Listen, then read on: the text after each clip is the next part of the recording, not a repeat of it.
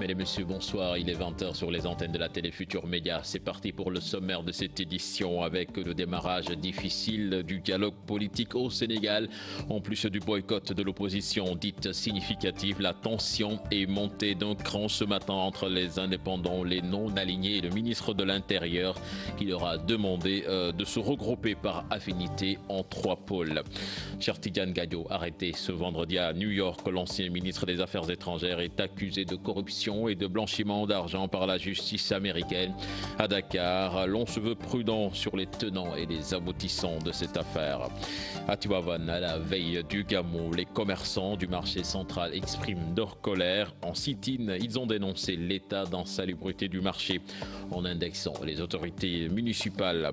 Et puis Robert Mugabe quitte le pouvoir au Zimbabwe après 37 ans d'exercice au pouvoir. L'homme âgé de 83 ans était en résidence surveillée depuis l'intervention de l'armée mercredi dernier. Et puis l'invité du 20h, il s'agit de Mamadou Diop Decroix, député à l'Assemblée nationale et secrétaire général d'AJ-PADS. Voilà le sommaire de cette édition. Dans quelques instants, le développement.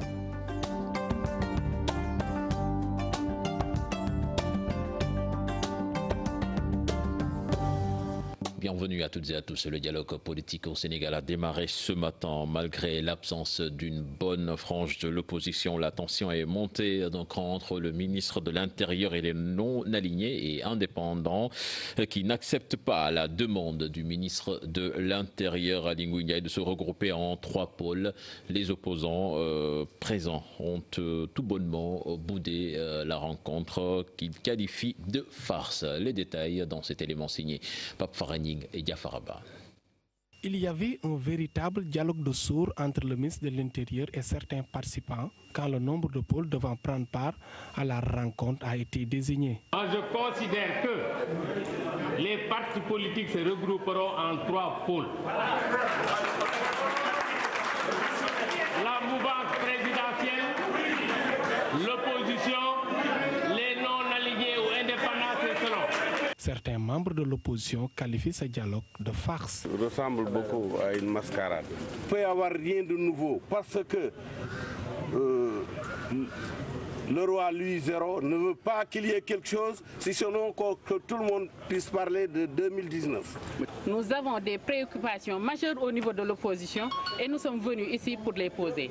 Mais s'ils n'acceptent pas ça, pour nous, il n'y a pas de dialogue. C'est un dictat qu'ils veulent nous imposer. C'est pour tromper les gens, c'est pour gagner du temps, pour qu'au dernier moment, qu'ils puissent rééditer ce qu'ils ont fait lors des élections législatives. Contrairement à eux, ces représentants de partis estiment que le dialogue doit être permanent pour éviter des contestations après élection. La cohérence voudrait tout simplement qu'on puisse prendre part au dialogue. Si on ne nous impose aucun point de vue, aucune façon de faire, mais que les portes soient ouvertes pour dire librement ce que l'on pense, je pense qu'il faut tout simplement être là. Aujourd'hui, on a restauré aux partis politiques leur souveraineté. C'est-à-dire qu'il n'y a pas de grands partis ou bien de petits partis. Mais surtout, il y a de grandes idées qui font émerger ce pays. J'espère que les décisions qui seront prises à l'issue de ces concertations-là seront des décisions impersonnelles. Après un débat de plus de 4 tours d'horloge, le ministre de l'Intérieur réaffirme son ouverture pour un large consensus et donne rendez-vous aux plénipotentiaires ce vendredi pour apporter leurs amendements sur les termes de référence. Pape Faraning, si certains estiment que l'opposition dite significative a boudé parce qu'elle n'a pas toutes les garanties pour la sincérité du dialogue, les membres de la mouvance présidentielle de leur côté n'acceptent pas qu'on leur impose des conditions. Quelques réactions que je vous propose de suivre toujours au micro de Pape Faraning et Diafaraba. Dans toute société organisée, il y aura toujours des gens qui veulent dialoguer, d'autres qui ne le sont pas parce qu'ils ont aussi des doutes face à un dialogue sincère entre le pouvoir en place et eux. Ce qu'il faut aujourd'hui faire, c'est que le pouvoir en place doit mettre un mécanisme de sécurité pour montrer sa bonne foi, pour que les gens puissent venir en masse adhérer à ce dialogue. Je comprends parfaitement qu'une partie de l'opposition ait des réticences pour participer parce que, comme je l'ai dit, il faut créer les conditions optimales d'un bon dialogue. Mais ça repose sur la bonne foi, sur la disponibilité, sur le respect des opposants. sur le fait d'écarter la suffisance et l'arrogance d'un pouvoir. Et c'est la responsabilité du pouvoir. Dans ce cadre-là, on ne peut pas faire des conditionnalités pour dire qu'il faut d'abord libérer Khalifa Sall avant que la concertation engage. Il faut régler la question de Karim Wade avant que les concertations engagent. Ça, ce n'est pas des questions qui interpellent les acteurs politiques. Ça, on peut le régler dans d'autres cadres. Et ça nous permettra effectivement de pouvoir identifier les éventuels problèmes que nous serons confrontés pendant l'élection présidentielle. Parce qu'on en a eu beaucoup aux élections législatives. Et comme vous le savez, après donc, chaque échéance, il va falloir effectivement des toilettages. Manko Taxawu Sénégal, le front électoral formé par le PDS et 13 autres organisations ont boycotté donc ce dialogue politique. Comme vous avez pu le voir, Babacar Gueye et Mamba Fall reviennent dans cet élément sur les raisons du refus de l'opposition d'y participer. Mame Biram Diouf, Mohamed Dian pour plus de détails. Poursuivre la lutte pour notamment arriver à un processus électoral fiable, c'est ce qui motive le front électoral mis sur pied. Des partis politiques, des organisations politiques qui étaient dans d'autres coalitions pendant les législatives ont fait les mêmes constats que le groupe Boto. Ensemble, nous avons constitué ce front pour continuer la lutte afin que le processus électoral soit transparent, afin que les non-élections du 30 juillet ne soient un mauvais souvenir pour le Sénégal, afin que prochainement des élections soient organisées de manière démocratique, transparente, pour que le suffrage universel s'exprime de la manière la plus claire. Manko Taxawu Sénégal aussi rejette ce qu'il appelle un soi-disant dialogue, exige la libération de Khalifa Sall, la refonte ou l'évaluation du fichier. Jusqu'au moment où je vous parle, il y a des gens qui n'ont pas leur carte d'électeur. Et il y a des gens qui sont inscrits, qui ont leur carte d'électeur et qui ne se retrouvent pas dans le fichier. Ou bien, arrivé là-bas, on dit que ce n'est pas ton bureau de vote. Des garçons, des hommes qui s'inscrivent et qui se retrouvent avec des noms de femmes ou avec des dates de naissance diverses. Ou des gens même qui ont 2 cartes d'électeur. Le fichier était loin d'être biométrique. Donc je pense qu'on devait évaluer d'abord le fichier, quitte à même annuler les élections, parce que les élections devaient être annulées. Donc le président n'a jamais voulu nous inviter à un dialogue avant les élections. En vue de l'élargissement du front électoral jusqu'à la composition de la quasi-totalité des partis politiques à l'Assemblée nationale, avec comme principe... Nous avons décidé de ne pas répondre à la convocation du ministre de l'Intérieur afin de discuter, dit-il, du processus, parce qu'il est disqualifié, lui, l'actuel ministre de l'Intérieur, et tout autre ministre de l'Intérieur qui viendrait de l'APR ou d'un parti politique pour gérer les processus électoraux serait disqualifié pour instaurer un dialogue politique entre les partis politiques. Je ne peux pas croire à un pouvoir qui fait le maximum possible, qui ne respecte plus rien. Tout ce qui l'intéresse, c'est avoir un deuxième mandat. Donc nous ne sommes pas dans cette dynamique. Alors, qui dialogue? C'est le pouvoir et l'opposition de contribution. Au Sénégal, nous connaissons qui sont les opposants. Et nous connaissons le poids politique et le poids électoral de tout parti politique et de toute coalition. Ceux qui ne veulent pas dialoguer avec le gouvernement, ils sont libres d'aller explorer d'autres voies. Quelqu'un qui est dans une culture de dialogue ne répond pas à son opposition de la manière la plus violente et la manière la plus arrogante. Le président Macky Sall sous-estime son opposition. Le président Macky Sall ne respecte pas la classe politique sénégalaise. Sinon, il aurait parlé avec plus de retenue, plus de responsabilité. Le dialogue ce mardi sans toute la classe politique qui y gagne au pair finalement. Mame Biram Diouf, merci. Je vous l'annoncer dans les titres. En invité dans ce journal, il s'agit de Mamadou Diop Decroix, député à l'Assemblée nationale et secrétaire général de la JPADS. Monsieur Diop, bonsoir. Bonsoir, Dion. Alors, comme vous venez de le suivre avec vos camarades, mes camarades, je vais vous poser la question, pourquoi vous avez choisi de boycotter ce dialogue national convoqué par le ministre de l'Intérieur? Ce n'est pas un dialogue national, c'est la première précision que je voudrais vraiment faire. Mais que les partis politiques, les acteurs politiques discutent avec celui qui organise les élections, depuis 25 ans, ça se passe de cette façon. Cela n'a jamais été appelé dialogue politique. Parce que simplement, sous le président Diouf et sous le président Wade, c'était un exercice tout à fait ordinaire. La presse n'en parlait même pas.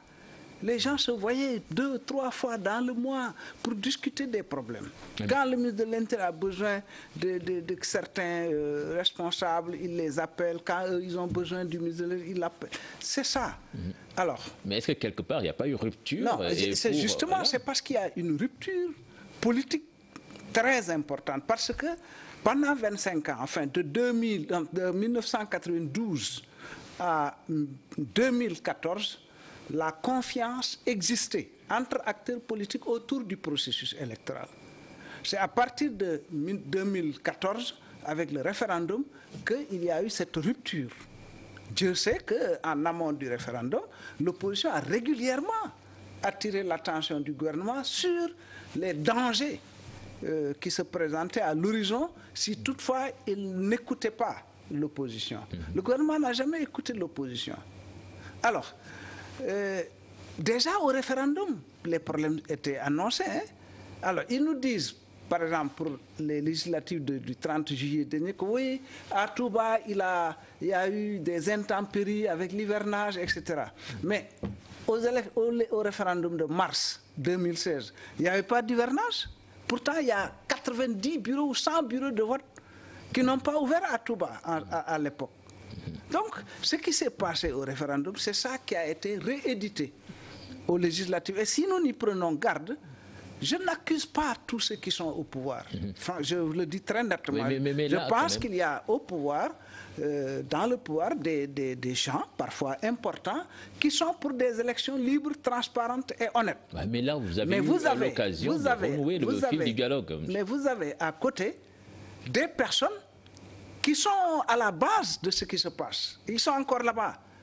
Et sont portés, si on y prend garde, à rééditer le coût du référendum et le coût des législatives. Et si cela se fait en 2019, ce sera la fin des haricots, je vous le dis clairement. Voilà, mais pourquoi est-ce que vous n'avez pas répondu à cet appel justement pour parler de tout cela et d'en finir une bonne fois pour toutes? Mais franchement, Diao, quand même, nous sommes tous des Sénégalais, nous suivons très bien ce qui se passe. À Touba, vous avez 261 000 inscrits, seuls 60 000 ont voté, 200 000 n'ont pas voté. À Dakar, où vous avez 340 000 suffrages exprimés, le pouvoir dit qu'il l'a remporté sur Manko Tahoe Sénégal avec moins de 3 000 voix. Les Manko protestent. À Touba, notre liste proteste. La moindre des choses. Mais c'est d'ouvrir une enquête, simplement, pour qu'on sache ce qui s'est passé. Ou alors, mais de réorganiser, ça c'est déjà fait par le passé. Vous dites, bon, ils ont le droit de voter. Ils n'ont pas pu, ce n'est pas leur faute. Par conséquent, j'organise de nouveau les élections dans ces localités. Cela n'a pas été fait. Et le président a félicité le ministre de l'Intérieur. Il a félicité ses camarades, ses compagnons, en disant « Monsieur le ministre, je vous félicite, l'organisation par-delà quelques couacs a été parfaite. Vous autres, vous avez gagné, je vous félicite. Pour 2019, Makores. » Mais ce ministre de l'Intérieur n'est plus là. Il y a un problème là-dessus. Donc, si après tout ça, on fait comme si de rien n'était, on dit, oui, voilà, monsieur le ministre de l'Intérieur appelle à un dialogue, pourquoi vous n'y allez pas? Quand même, mais il faut qu'on se respecte. C'est ce que mon ami Babacar Gaye a dit tout à l'heure. Il faut quand même, il y a un minimum. Vous savez, les élections, c'est une affaire extrêmement sérieuse. La dévolution du pouvoir aujourd'hui doit se faire de façon démocratique et pacifique par les élections. Mais si les élections ne se font pas de cette façon, tout pays où ça se passe, mais entre dans des difficultés. Et je crois quand même que dans cette affaire-là. Voilà, parallèlement, M. Diop, vous avez mis sur pied un front électoral. Et là, il y a certains qui disent qu'encore un front de plus. On va voir si c'est un front de plus. Je voulais juste compléter une affaire. Nous avons proposé une démarche. En tout cas, moi, j'ai proposé une démarche. On ne peut pas, après tout ce qui s'est passé, alors que nous-mêmes nous contestons l'organisation des élections par le ministre de l'Intérieur. Le président Sall nous dit, oui, bon, ben, voilà, maintenant, vous allez dialoguer avec le ministre de l'Intérieur. À l'époque, le président Abdou Diouf, mais avait choisi, quand vous avez expérimenté une chose qui a marché, mais pourquoi vous voulez réinventer la roue? Le président Abdou Diouf, à l'époque, il y avait un problème de confiance entre son opposition et lui, a désigné le président Kéba Mbaye, en qui tout le monde avait pour l'essentiel confiance. Et autour du président Kéba Mbaye, vous aviez une kyrielle de personnalités de ce pays, des juges, des magistrats, etc., etc. On a fait le code électoral consensuel. Plus tard, quand il y a eu cette élection catastrophique de 1996, un peu comme ce qui s'est passé en juillet, le président Diouf a dit oui, c'est vrai que ça ne s'est pas bien passé. Et il a ouvert des discussions. Nous avons eu le professeur Diaïté, une commission avec des personnalités tout aussi consensuelles autour du président Diaïté, à l'opposition et le pouvoir, et nous nous sommes mis d'accord. Mais est-ce que ce n'est pas cette occasion qu'on vous offre actuellement et vous refusez d'y participer? Justement, pourquoi aujourd'hui le président Sall ne désignerait-il pas des personnalités consensuelles en qui nous avons confiance, en qui le pouvoir a confiance, ces personnalités vont être les modérateurs de la discussion. Le pouvoir sera là avec sa délégation, l'opposition sera là, les non-alignés seront là. Les indépendants. Voilà. Et bon, l'administration sera là.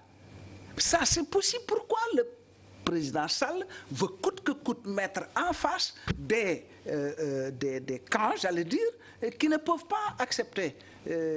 Donc si toutes ces conditions sont réunies, vous allez participer à ce dialogue politique. Mais il n'a qu'à d'abord faire ça. Il n'a qu'à d'abord faire ça. Moi, je pense quand même que vraiment, moi, je veux bien qu'on discute. Mais moi, je suis un musulman. Dans le Coran, il y a une sourate dans laquelle on dit quand deux personnes se battent, il faut les séparer. On dit comment les séparer? Il dit il faut voir quelle est la personne qui a tort. Vous lui dites tu as tort. Et s'il refuse, vous le combattez. Voilà. Mais alors donc... Voilà. Donc vous avez mis sur pied ce front électoral. Vous pensez que c'est plus opportun que de dialoguer pour essayer de trouver ensemble des solutions? Mais de toute façon, on est obligé d'avoir des solutions. On est obligé. C'est-à-dire que si le président, si le pouvoir pense qu'il peut imposer par la force son modèle pour qu'on aille aux élections, l'opposition ne va pas se laisser faire. Justement, comment comptez-vous y prendre dans ce combat? Alors, par conséquent, avant d'en arriver là, mais discutons. Nous avions contesté Abdoulaye Daouda Diallo au motif que... Mais c'est le président Macky Sall lui-même, vous avez vos archives. Et il n'est plus là, il a changé. Qui imposait, qui disait, qui exigeait qu'une personnalité qui ne soit pas le ministre de l'Intérieur organise les élections. Il était dans l'opposition. Aujourd'hui, il est aux affaires. L'opposition dit exactement ce que lui, il disait à l'époque. Et il refuse de le faire.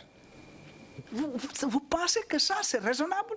Non, ce n'est pas raisonnable. Voilà, mais jusqu'où comptez-vous aller dans ce combat? Donc, nous avons fait ce front, mais ce front, il est beaucoup plus large que les 13 partis. Hein.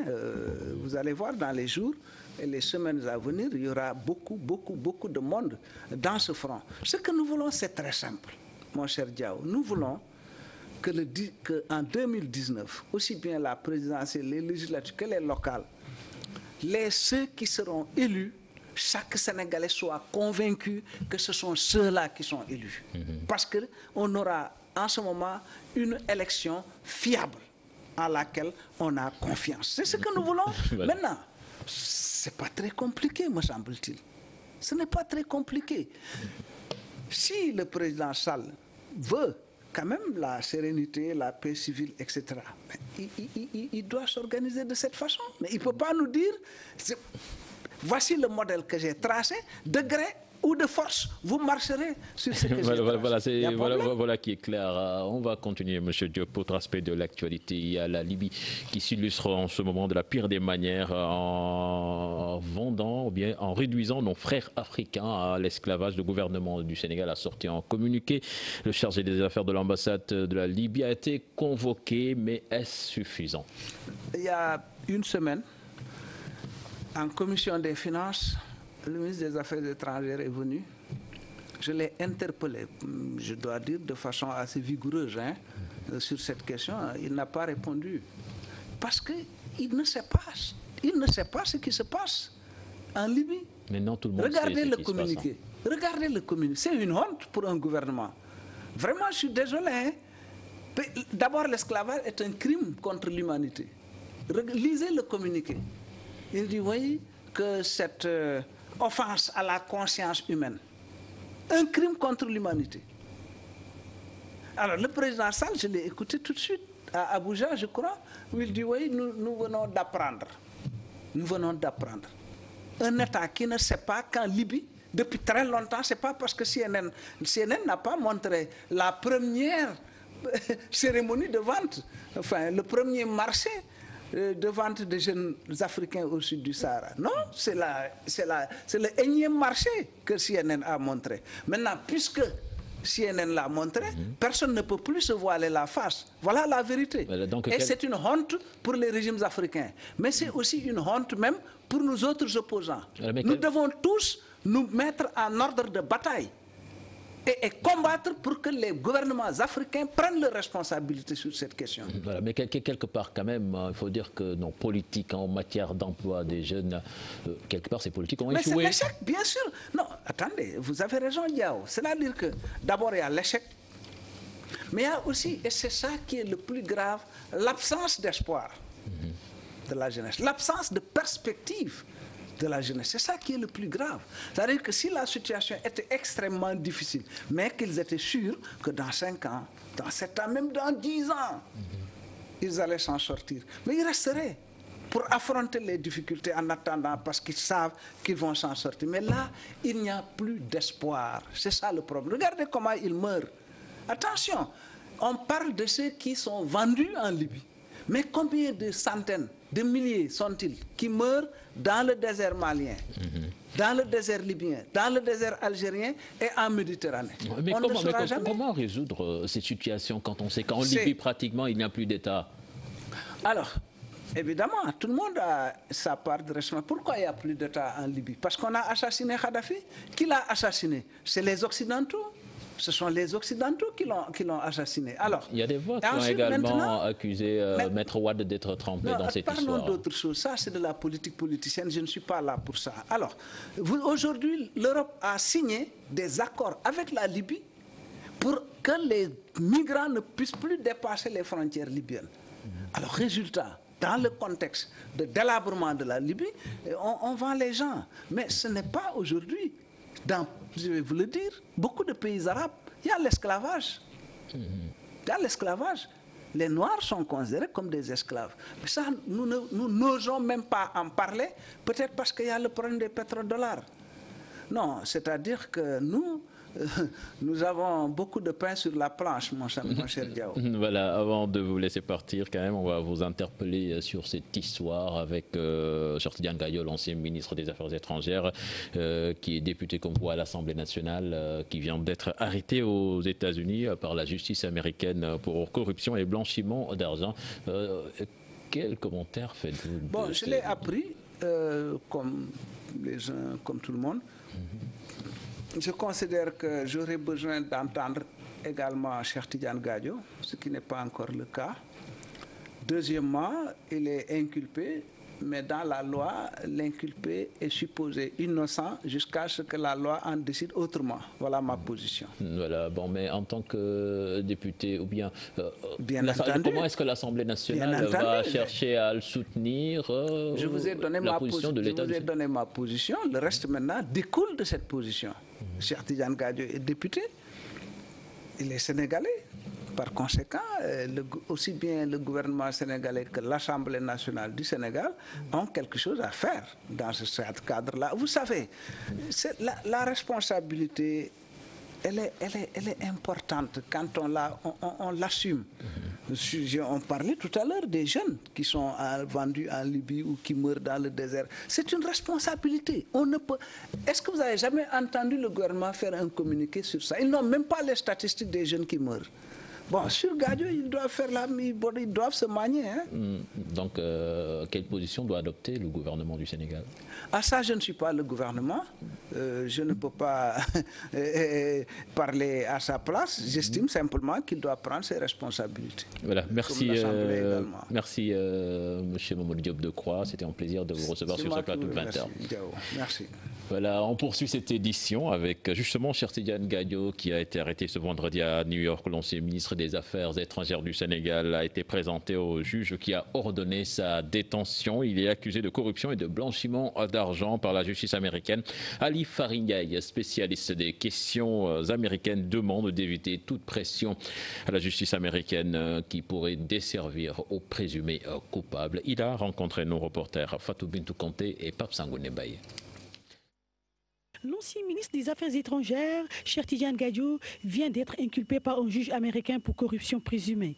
Une situation complexe selon Ali Faringaï, dans la mesure où le système judiciaire américain est un système acquisitoire où c'est un jury qui va déterminer de la culpabilité ou non du mis en cause. Mais c'est un peu complexe si on considère que Gadio aussi a vécu aux États-Unis et que donc en tant que tel a un certain nombre d'obligations avec le fisc américain et avec les impôts et toutes ces choses-là. Donc c'est ce qui fait que cette situation est complexe.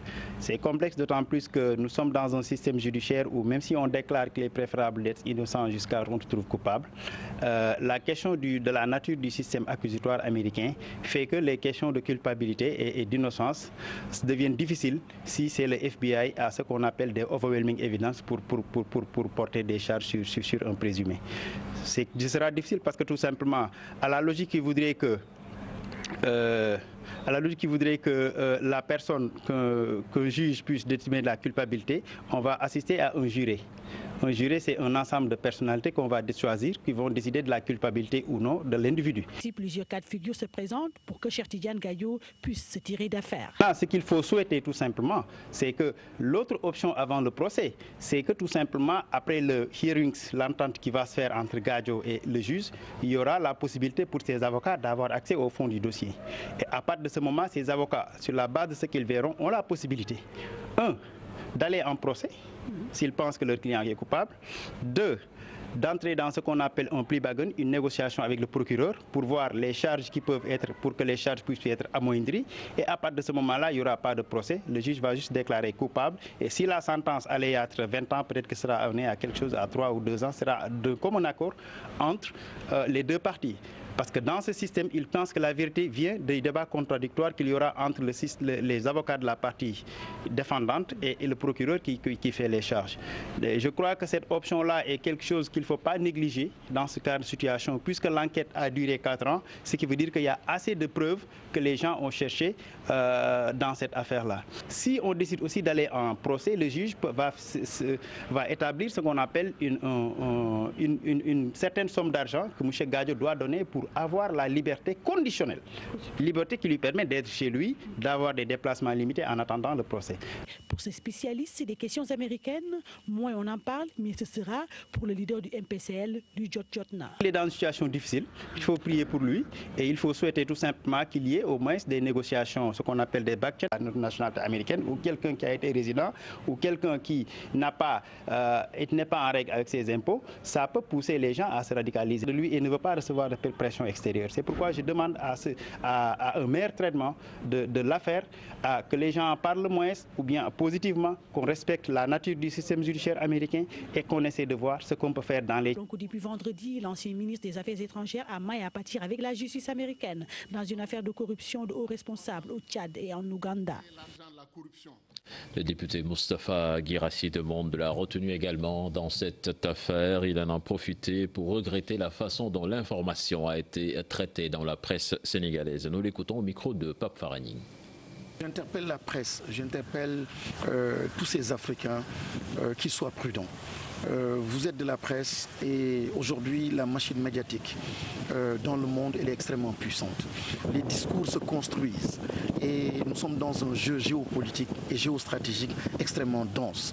Nous sommes tous au courant de la guerre entre la Chine, les États-Unis, ces grandes puissances. Il ne faut tout simplement pas que Gadio soit l'agneau à sacrifier. jeunes. Il faut de la retenue. Il faudrait d'abord commencer par dire c'est pas possible. Commencer peut-être par lui accorder en fait une certaine présomption d'innocence, le défendre. Je pense que c'est notre devoir d'abord. Nous sommes des parlementaires, nous allons jouer la carte de la solidarité. Nous le défendrons. Puis Cheikh Tidiane Gadio pourrait-il bénéficier de son immunité parlementaire? Babacar Gaye du Parti démocratique sénégalais estime que non et dit attendre l'éclatement de la vérité. Je propose de l'écouter au micro de Mame Biram Diouf. C'est une situation très cocasse et difficile. La justice américaine est indépendante de la nôtre, c'est évident. Les choses se sont passées dans un territoire autre que le Sénégal. Les législations du Sénégal et des États-Unis ne sont pas les mêmes. L'immunité parlementaire de Gadio ne peut pas prospérer. Il ne peut pas bénéficier d'une immunité parlementaire en dehors de nos territoires, c'est un. Deuxièmement, c'est une affaire, je ne sais pas les tenants et les aboutissants, mais nous espérons que très rapidement, nous irons dans une instruction transparente pour que justice lui soit faite. Nous lui souhaitons vraiment qu'il sorte de cette situation le plus rapidement possible, étant entendu que nous restons constants dans notre démarche. Nous sommes pour la reddition des comptes, nous sommes pour la transparence, nous sommes pour la lutte contre la corruption et la concussion. Aucun Sénégalais ne bénéficiera de mon soutien s'il est aujourd'hui avéré qu'il a commis des fautes dans ce sens-là. L'Afrique a besoin de dirigeants propres. Macky Sall exprime sa colère au sujet de la situation d'esclavage qui prévaut en Libye. Le monde n'a plus le droit de croiser les bras face à ce drame. Le président de la République s'exprimait depuis le Nigeria où il se tient des travaux du Parlement africain de la CEDEAO, des propos recueillis par Dissa Prera. Où les esprits sont fortement marqués par la vente en territoire libyen de migrants originaires d'Afrique subsaharienne. Ce commerce de la honte qui réveille au XXIe siècle des démons de l'esclavage n'est pas seulement la pire forme de violation des droits de l'homme, mais c'est une offense à la conscience universelle qui ne devrait en aucun cas rester impunie. Le Sénégal a officiellement condamné ces actes odieux.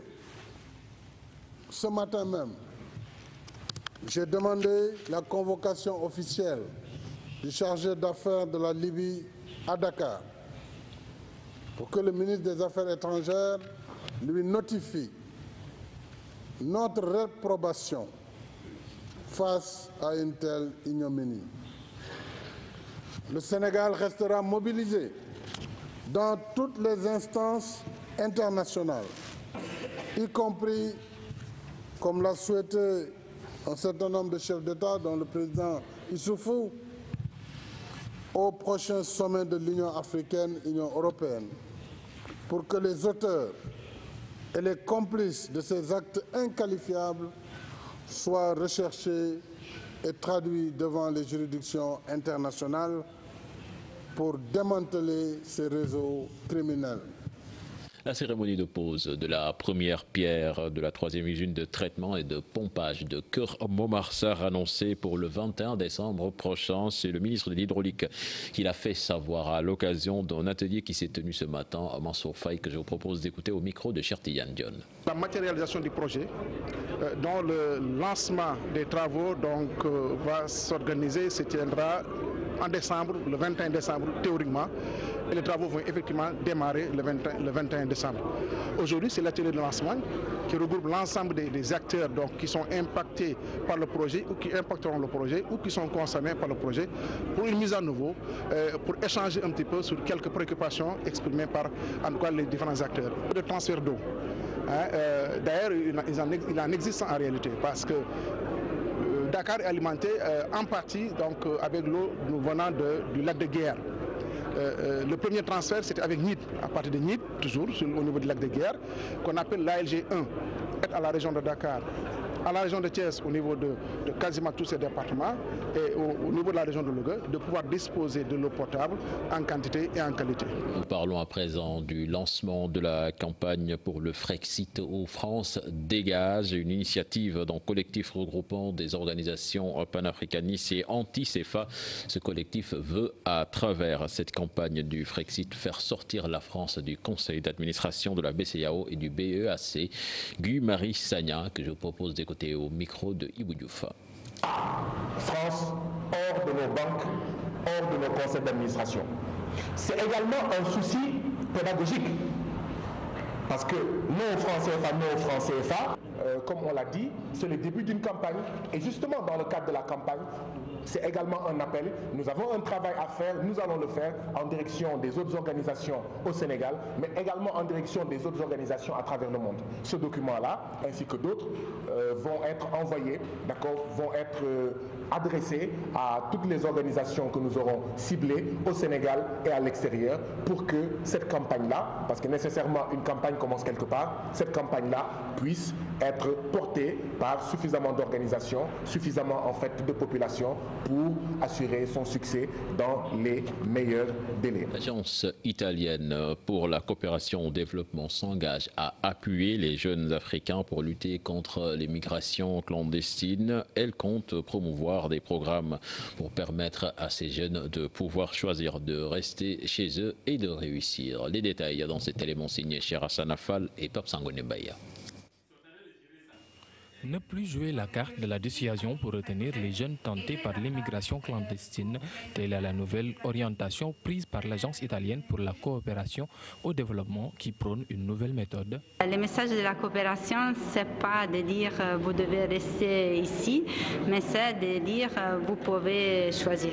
On a des expériences avec les organisations de la diaspora ici en Italie et on connaît beaucoup de Sénégalais qui sont en Italie et qui sont là aussi pour le développement de votre pays, mais aussi pour construire une société multiculturelle au niveau italien. On a trouvé ensemble les points faibles et on va travailler ensemble pour ça. Donc ce n'est pas une recette prête, une solution, mais c'est une invitation à choisir et à dire ce qu'on manque pour travailler ensemble. Ces bénéficiaires expliquent l'importance de ce programme pour lutter contre les migrations clandestines. Moi, je dis que par rapport à la lutte contre la migration clandestine, parce que moi, je n'aime pas qu'on parle de lutte, j'aime qu'on parle peut-être de choix. De pousser les jeunes à connaître quel choix il faut faire face maintenant à partir ou rester. C'est-à-dire les donner le maximum d'informations pour qu'ils puissent savoir s'ils partent, peut-être ils ont peu de chances pour réussir là-bas. Mais s'ils restent dans leur propre pays, ça va être peut-être un moyen de saisir les opportunités et maintenant de chercher donc à les capter sans pour autant être confrontés à des entraves qui peuvent être des entraves à leur épanouissement mais également à la préservation de leur vie. Au sujet des Africains vendus comme des esclaves en Libye, l'agence italienne pour la coopération au développement s'engage à lutter contre ce phénomène. Les nouvelles comme ça nous poussent à travailler encore mieux au niveau local et travailler avec les partenaires au niveau local. C'est très important de comprendre ce qui passe ici. Et pour ça, il faut sûrement les informer, les prévenir et donner alors les moyens pour choisir de ne se mettre dans ces situations évidemment incroyables et inhumaines. Ce n'est pas juste. Et Omar Sow de proposer un nouveau défi à ses pairs africains. Moi, je me dis que le vrai courage, ce n'est pas le fait de partir. Le vrai courage, c'est le fait de rester en Afrique et de construire le futur. La vraie aventure maintenant, c'est l'engagement pour le continent africain. Veille de Gamou de Tivaouane, les commerçants du marché central expriment leur colère à travers un sit-in. Ils dénoncent l'état d'insalubrité du marché, pas de sécurité ni électricité. Ils accusent les autorités municipales d'être responsables de cette situation. Les détails avec nos correspondants sur place, Anta Diop et Seyla Tire. Des tas d'immondices jonchent le sol, des vers circulent partout et même à travers les étals. Nous sommes au marché central de Tivaouane. À la veille du Gamou de Tivaouane, les commerçants ont arboré des foulards rouges pour décrier l'état d'insalubrité du marché. C'est la question de la propriété. Notre premier cas, c'est la question du stock des déchets. Les agents de la mairie qui viennent ici tôt le matin, même ceux qui viennent dans d'autres villes pour venir vendre leurs produits, ils les exigent à payer les taxes. L'obscurité vient s'ajouter à l'insécurité régnante sur les lieux. Le marché n'est pas sécurisé. Il n'y a pas de lumière aussi. En plus, on a besoin des poubelles dans les deux portes. Il y a le problème de l'eau. Voilà, il y a du vol. Les commerçants s'acquittent de leurs taxes, mais les autorités municipales ne font rien pour améliorer la situation. Le maire de Tivaouane, absent du territoire, son adjoint promet de répondre prochainement aux interpellations. 40 Diop Gamou, Medina Baye, les préparatifs vont au bon train. La fin pour l'extension du réseau de la Sénélec est prévue pour le 24 novembre prochain. Les aménagements et accessibilité le 23 novembre. Le ministre de l'Intérieur, Ali Ngouille, qui présidait hier la réunion du CRD, appelle à une nouvelle politique de planification des événements religieux. La délégation de Medina Baye a apprécié la rencontre. Les détails dans cet élément signé Maïmouna Ndiaye et Modou Diop. Près de 4 tours d'horloge, besoins exprimés, inquiétudes soulevées. Sur plusieurs points, comité d'organisation du Gamou de Medina Baye, SDE et Sénélec ne semblent pas être d'accord. Comme tous les événements, les grands événements au Sénégal, les gens ont toujours des préoccupations sur l'eau, sur l'électricité et sur certaines choses. Mais les autorités, ils font leur mieux, ils font le maximum possible pour gérer cette affaire. On ne peut pas maintenant évaluer, puisqu'on n'a pas encore démarré l'événement. Nous exprimons notre besoin et nos besoins, on les exprime. Ce qui peut être réglé au niveau local ou au niveau régional est fait déjà. Ce qui les dépasse, on les pose ici au niveau national. Le manque d'eau, la principale préoccupation des chefs religieux de Medina Baye. Sur le plan régional, les investissements seront boostés. Le ministre de l'Intérieur a pris l'engagement de régler tout ce qui n'a pas pu être réglé au niveau régional. En pleine séance même, il a réglé un problème, puisqu'il a téléphoné un directeur national, à savoir le directeur national de la SONES, qui l'a rassuré que tous les engagements qui ont été pris seront réglés. Des surestimations, parfois des sous-estimations à éviter. Le ministre de l'Intérieur se veut clair. J'aime bien vous voir, mais je suppose que bu ñu ko defoon mën naa. gis leen sax moo di li nga xam ne moom moo ma gënal parce que dina tax yenn poñ yi nga xam ne dañ ci war a discuter ñu anticiper ci def ci lu gaaw man li ma leen mën a wax daal mooy lépp lu ci am ci. Voilà, désolé pour ces quelques problèmes liés à la version sur l'international. Le président zimbabwéen Robert Mugabe a remis mardi sa démission après 37 ans de pouvoir. L'annonce a été faite par le porte-parole de l'Assemblée nationale lors d'une session extraordinaire du Parlement qui débattait de sa destitution. Les détails dans ce récit signé Daniel Diouf. Le suspense n'aura duré qu'une semaine, jour pour jour. Le président Robert Mugabe qui prend le Parlement de court ce mardi. Au moyen d'une lettre, il rend publique sa démission. L'annonce est faite par cet homme, le porte-parole de l'Assemblée nationale. J'ai choisi volontairement de démissionner. Cette décision a été motivée par mon désir d'assurer un transfert du pouvoir sans problème, explique Robert Mugabe dans sa lettre. Celui qui avait promis par défi de fêter ses 100 ans au pouvoir a fini de céder après 37 ans d'exercice. Forcé par les pressions venues de toutes parts, l'armée d'abord, l'opinion, la SADC, entre autres. Les choses sont allées très vite depuis mercredi dernier. D'abord, c'est l'armée qui prend le contrôle du pays dans la nuit du 14 au 15 novembre. Le flou qui règne pendant plusieurs heures. Des troupes contrôlent les voies d'accès aux principaux ministères, au Parlement et aux tribunaux de la capitale.